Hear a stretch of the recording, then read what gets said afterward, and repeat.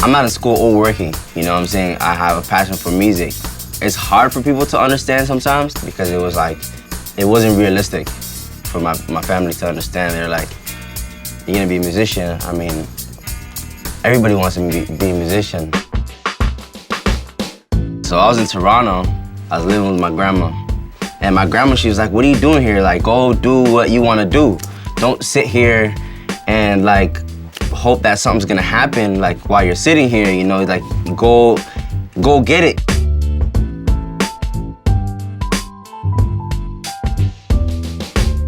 And so LA seemed like the place that was like really going on. Like, so I was like, I'm leaving ASAP. Nothing was gonna stop me. Like I just left Toronto and I went to LA just like trying to see what could come out of it. I didn't have anything, you know, I was just like hoping that something come out of it and like everything that I hoped for happened. That was me feeling like I made it to heaven, you know, it's like I'm here, like I'm so glad that I did this.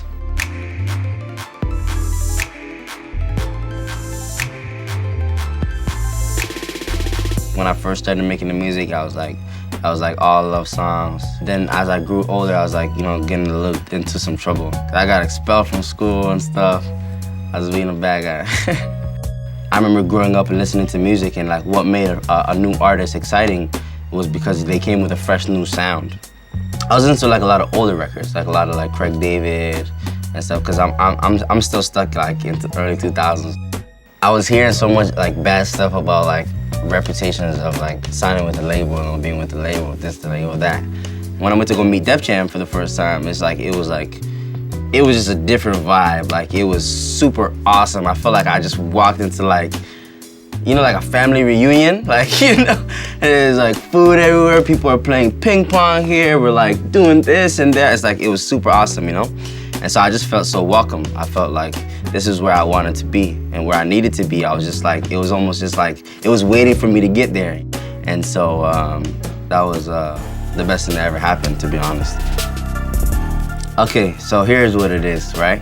So Rihanna, she's one of my favorite artists all time. She does everything, you know? She's able to give you a 4 or 5 seconds, a work, you know, a little bit of Disturbia, some Kiss It, like she throws it everywhere and she doesn't lock herself into something. She always does everything. I feel like that's what makes an artist an artist.